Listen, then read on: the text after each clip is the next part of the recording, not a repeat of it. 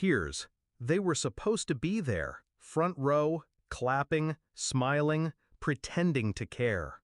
Instead, when my name was called and the lights burned hot on my face, the chairs I reserved for them sat empty. Their absence screamed louder than the applause. That was the moment I knew I didn't have a family anymore. And yet, as I stepped off stage, still holding the award I bled years for, a stranger brushed against me. Cold metal pressed into my palm. A key. "Welcome home," he whispered. Then he vanished. My phone buzzed, screen lit like a wildfire. 78 missed calls. From them. I still remember when they loved me, or at least when they pretended well enough for me to believe it. Birthdays where they shoved a candle into a cake and called it celebration. Trips where I was invited last minute as though an afterthought. I mistook scraps for love. And I gave them everything. Paid for their debts, covered tuition, fixed roofs, carried burdens none of them could shoulder. I was the steady one, the reliable one, the achiever. Tonight, though, they were at a beach house. All of them. My siblings, my parents, even the cousins who once begged me for rent money.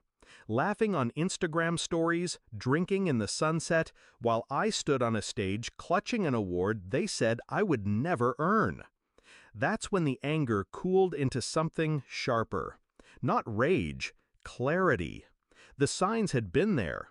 The late replies, the way my calls went unanswered, the accidental exclusion from group chats.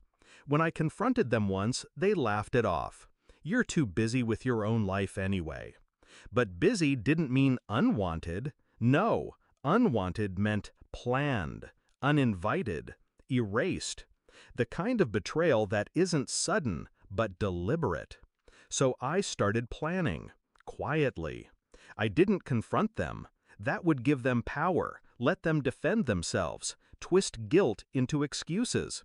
Instead, I smiled, kept sending money, kept playing the role they thought I'd never step out of. Meanwhile, I began rewriting the story. Step 1, the property.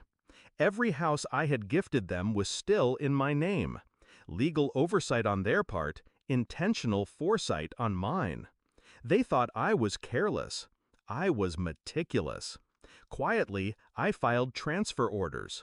Ownership revoked. Step 2, the finances.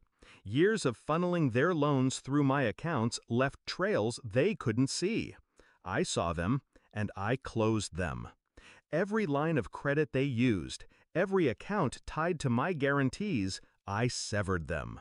One call to the bank, one email to the board. Overnight, their safety net snapped.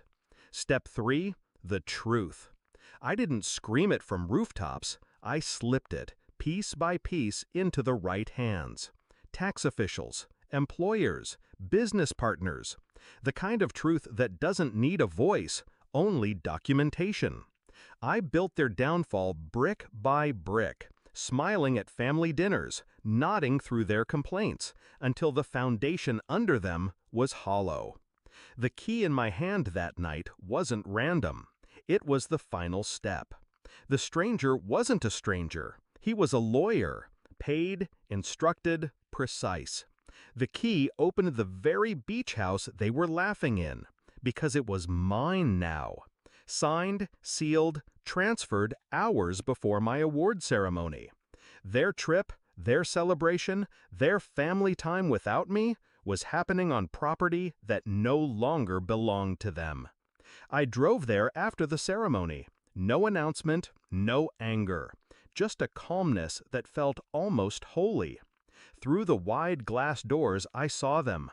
My parents sipping wine, my siblings sprawled on couches, music low and warm. They were mid-laughter when I stepped in. The sound died fast. My mother's glass froze mid-air.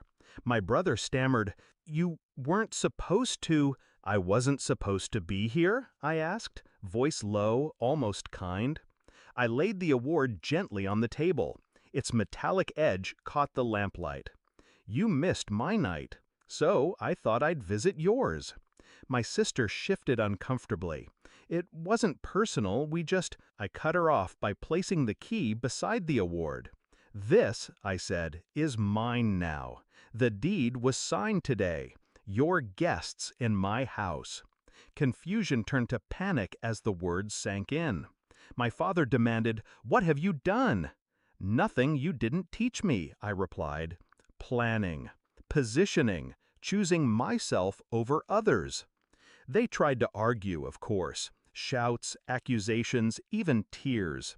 But I watched them the way a surgeon watches a body under anesthesia. Clinical, detached, already knowing the outcome.